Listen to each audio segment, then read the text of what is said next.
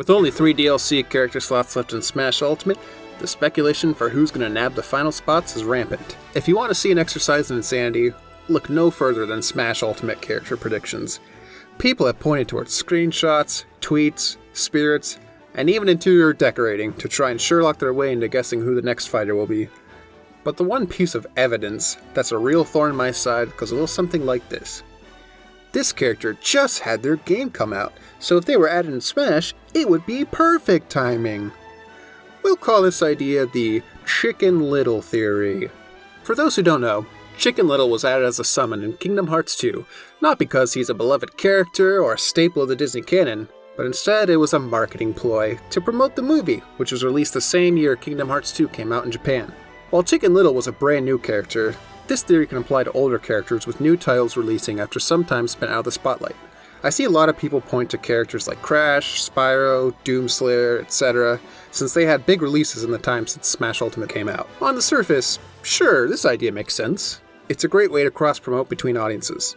And I won't deny that Nintendo's used this tact for certain characters before. My issue with the theory lies more on the fixation of the timing of a game's release. The idea that as soon as a new game comes out in a series, it automatically bumps up that character's odds. So how much water does the Chicken Little theory hold? I'm on the case to find out. To gather evidence, I'll be going all the way back to Smash 4's announcement and examining each character reveal, since I feel like that's when modern character speculation really took off.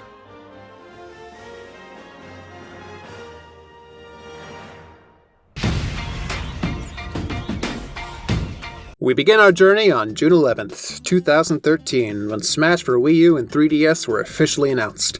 We were introduced to 3 new fighters: Villager, Megaman, Karen. Okay, so looking back, I was actually pretty shook to discover that Animal Crossing New Leaf came out in the US just 2 days before Smash 4 was announced. But it came out in Japan way back in November 2012. I know it may seem like this immediately crushes my argument, but keep in mind this is Animal Crossing we're talking about. At the time, it was easily the most popular Nintendo franchise without a series rep. It got some stage and assist trophy love in Brawl, so it was only a matter of time before old Deadeyes got in. In fact, according to Sakurai, Villager was actually planned for Brawl, but eventually scrapped over concerns around their fighting style. But I'm a man of honor, so I'll file this one under the pro-Chicken Little column. Next up is Megaman. The last game featuring the classic Blue Bomber was Mega Man 10 in 2010, so you can't exactly say he was hot off the presses. But also, it's Mega Man. Besides Sonic, he was probably the most popular third-party character request, and seeing how he's a classic character from a well-established popular series, a modern release wouldn't have had much bearing on his status anyway. Then we come to Wii Fit Trainer. The original Wii Fit released in Japan in December 2007, and was followed up by Wii Fit Plus in October 2009. It's safe to say nobody was riding the Wii Fit hype train, hoping for the trainer to get in, though. Sakurai has gone on record saying that Villager and Wii Fit Trainer got in because their movesets have a unique appeal. He's also stated he doesn't think about adding characters when they appear in a new game if he doesn't have to. Fast forward to December of 2013, and we got Rosalina and Luma. Technically, she appeared in Super Mario Galaxy 2 from 2010, but actually her most recent appearance was just a month before her announcement with Super Mario 3D World in November 2013. However, she was a secret character that wasn't promoted in any of the game's marketing until just weeks before release, so she wouldn't have been top of mind for most people. Little Mac starred in Punch-Out on Wii in 2009, so that gave him a mini resurgence, but I think his being an assist trophy in Brawl was more of a factor, along with the potential of his boxing moveset. Greninja is one of the stronger examples of the Chicken Little theory. Pokemon X and Y came out in October 2013, so it was right in the thick of Smash 4 hype. Since Pokemon releases in generations, the newest rep will only be a year or two old by the time they get in, almost by default. But if you take a closer look at Greninja's inclusion, you'll get a clearer idea of Sakurai's process. Sakurai picked Greninja completely as a fluke, not because X and Y put him in the spotlight. He had no idea whether this would be a character people connected with, but again, I'll stick him in the pro column with a big ol' asterisk next to it. Palutena's design and moveset were taken directly from Kid Icarus Uprising, which released in March 2012. While it was definitely recent enough for Palutena to stay popular, I'm going to lean toward her inclusion being more of a personal bias Sakurai has for characters from games he's directed. Pac-Man is Pac-Man, and Namco helped develop Smash 4. It's no secret why this round boy made it in. Although, if you want to get technical, he did appear in Pac-Man and the Ghostly Adventures 2 just a month before Smash for Wii U was released. It was based off of that, Cartoon Network show that everyone loved. I'm sure that's what pushes odds of getting in over the edge. With Robin, I feel the need to clarify the two types of characters that fall under the Chicken Little theory. On one hand, there are characters from series that regularly introduce new characters, like Pokemon and Fire Emblem. On the other, there are older characters who return to the public eye after not having a game in their series come out for a long time. A character like Rayman is the perfect example of this latter group. In Robin's case, who debuted in Fire Emblem Awakening in April 2012, they were a brand new character chosen over Chrom, a much more trendy choice, because Sakurai liked the idea of their moveset more than a basic sword user. Xenoblade Chronicles came out in 2010, so you can't say Shulk was a fresh face by the time Smash 4 came out. You can say that Xenoblade Chronicles had a very passionate fanbase who wanted him in Smash though. It also makes sense that Nintendo wanted him in to let people know Xenoblade was a thing, just like they did with Marth and Roy for Fire Emblem. Old BJ has been a staple of Mario games ever since he showed up in Sunshine in 2002. Technically, his most recent appearance would have been in Mario Golf World Tour in May 2014. But it's not like he got a reputation boost after highlighting his own game. He was just another Mario rep with potential for a unique moveset. Duck Hunt is, well, Duck Hunt. They fill the joke character niche like Game & Watch and Rob before them, but also Sakurai points to how popular the original game was back in the NES days. Ryu holds the honor of being the first brand new fighter introduced as DLC for Smash. He was announced and made available along with Roy and Lucas on June 14, 2015. Ultra Street Fighter 4 released in 2014, but Street Fighter games come out at a pretty brisk pace, and Ryu's been around from the very beginning. He's practically the face of the entire fighting game genre, so he would have gone in regardless of when the last Street Fighter came out. Cloud was released in December 2015. You could definitely make a case for his inclusion being tied to the official reveal of the Final Fantasy VII Remake in E3 2015, but much like Ryu, you'd be hard-pressed to find a video game fan who doesn't know who Cloud Strife is. In an interview where Sakurai and Tetsuya Nomura talk about Cloud getting into Smash, they actually never reference Remake. In fact, Sakurai actually brushes off concerns about Cloud not being from a new game because he's so popular. Corrin came out in February 2016. They appeared in Fire Emblem Fates in 2015, so they're the newest character out of the entire Smash 4 roster. Corrin is actually the strongest argument in favor of the Chicken Little theory. Sakurai says they were chosen specifically because they wanted to add a character from a new game for a DLC pick, but the way he phrases it paints the rationale as an exception rather than a rule. Bayonetta was the final DLC character in Smash 4. She came out in February 2016. Bayonetta 2 came out right around the same time as Smash 4, so she's a decent argument for the Chicken Little theory. But Sakurai has confirmed that she was included after she got almost 2 million votes in the fighter ballot. Bayonetta 2's recent release indirectly affected this decision, since most people probably would have voted for her after playing it, but that's not the reason why Sakurai ultimately chose her.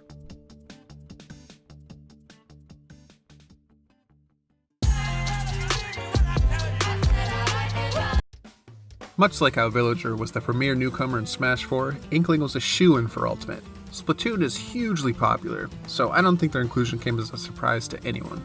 Splatoon 2 released in the summer of 2017, but I think it's safe to say Inkling would have gotten into Smash regardless of when or if the sequel released. Ridley, Simon, and King K. Rool are all fan favorites who haven't appeared in the game for quite a while. The most recent was Ridley in Metroid Other M in 2010. We can assume that the Smash ballot played a part in these characters getting in. Isabelle's first appearance was in Animal Crossing New Leaf in 2012, though her most recent appearance before Smash would have been in Pocket Camp in 2017. Her reveal trailer did come with a quick tease for Animal Crossing New Horizons, so there's definitely a connection between her getting in and a brand new game in her franchise. I wasn't able to find any statements Sakurai made about her inclusion though, so it's possible she was added in to promote New Horizons, but she's also a really popular character in her own right. She's essentially become the face of the franchise. Incineroar was chosen much like how Greninja was. Planning for Ultimate began in December of 2015, a year before Pokemon Sun and Moon's release. Sakurai knew he wanted a Gen 7 Pokemon, and the final frontrunners ended up being an Incineroar and Decidueye. Sakurai picked Incineroar because he liked the idea of a pro wrestler moveset. Incineroar didn't quite catch on fire, the same way Greninja made a splash after his Smash debut though. By the time Ultimate came out, we were only 4 months away from Pokemon Sword and Shield getting announced, so the timing is off on this one. Every Smash game has featured a Pokemon from the latest gen though, so this is actually a fairly reliable rule. Piranha Plant fills the joke character quota for Smash Ultimate, so it doesn't matter when it last appeared in the game. Although, if you want to be technical, its most recent appearance would have been in Super Mario Party in October 2018. But I don't think anyone saw them and immediately thought, yeah, that plant is going places.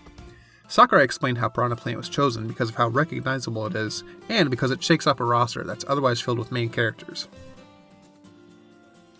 Joker stole everyone's hearts on December 6, 2018 by showing up out of nowhere as the first DLC character for Ultimate.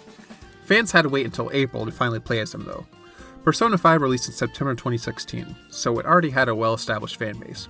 Joker's most recent appearance would have been in the dancing game in May 2018 though. According to Atlas director Naota Hiroka, Joker got into Smash because Sakurai was one of those fans himself.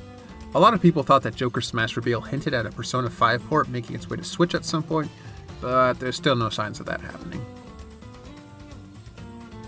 A lot of people started placing their bets on Hero getting in, especially with the release of Dragon Quest XI in July of 2017. Their suspicions were confirmed on June 11, 2019 during Nintendo's E3 showcase. Hero was later released in July. That same day, Sakurai hosted a character showcase where he plugged Dragon Quest XI Definitive Edition coming to Switch in September. There's definitely a chance that 11S's release impacted the timing of Hero, thus lending credence to the Chicken Little theory. But keep in mind that it's really 4 characters representing the entire series instead of just one game. Sakurai explained in an interview that he's gotten requests for Dragon Quest character for a long time, but he always thought it would be impossible to include them. Nintendo ended up greasing the wheels on Square for him, so to speak. In the same E3 Direct, Banjo and Kazooie were finally revealed. That series has been dead for over a decade. They got in solely for being one of, if not the most, highly requested characters. Sakurai explains that it was actually quite easy to get them in. Their inclusion may have been a result of Nintendo and Microsoft deciding to buddy up around the time. In order for a character to be considered a Chicken Little, they need some sort of recognition. But seriously, how many people even knew who this was beforehand? Terry was announced on September 4th, 2019, and released later that year in November. At the time, his most recent appearance would have also been as a DLC fighter in Fighting EX Lair in June 2018. In the Terry showcase, Sakurai reiterated that how fun a character would be to play as is more important than how recognizable they are. He spends the first 5 minutes of the presentation practically gushing over the history of Fatal Fury and King of Fighters, and the arcade fighting game scene in general. Terry was definitely a passion pick, not a Chicken Little pick. Byleth was announced and released in January of 2020. Fire Emblem Three Houses had hardly been out for 6 months at that point.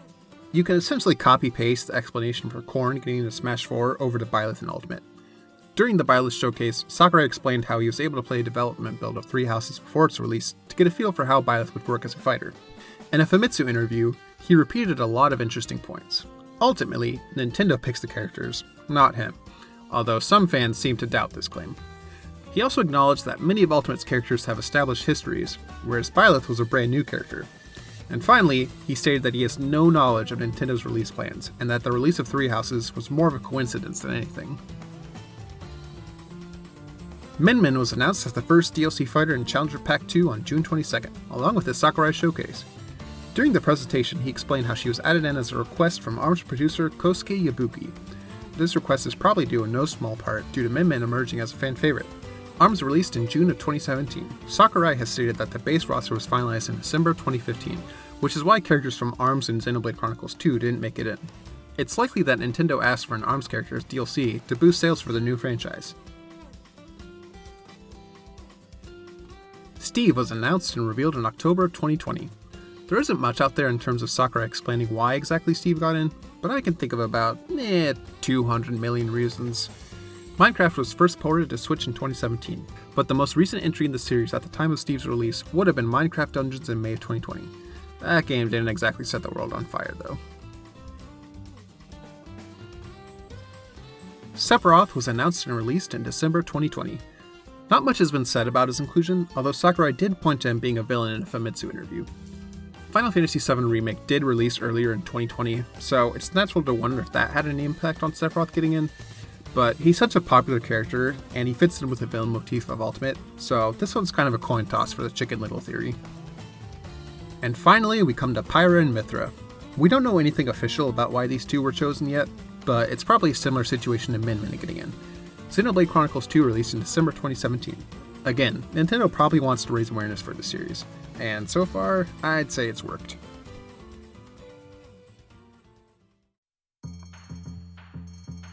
Alright, enough chin wagging. Let's crunch some numbers and see what we've learned.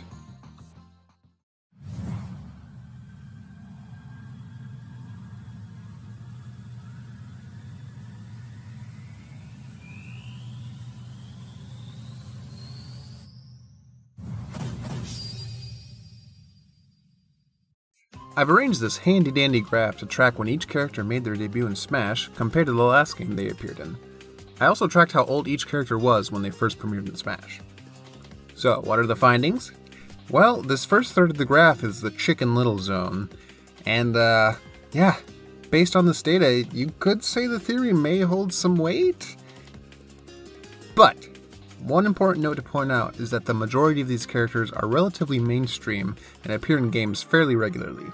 Their last game's proximity to Smash is more of a result of the numbers game than a deliberate choice.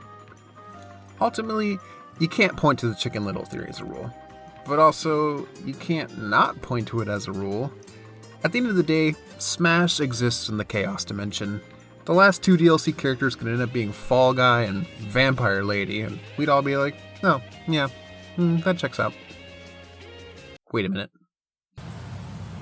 Well, Ethan Winters, there you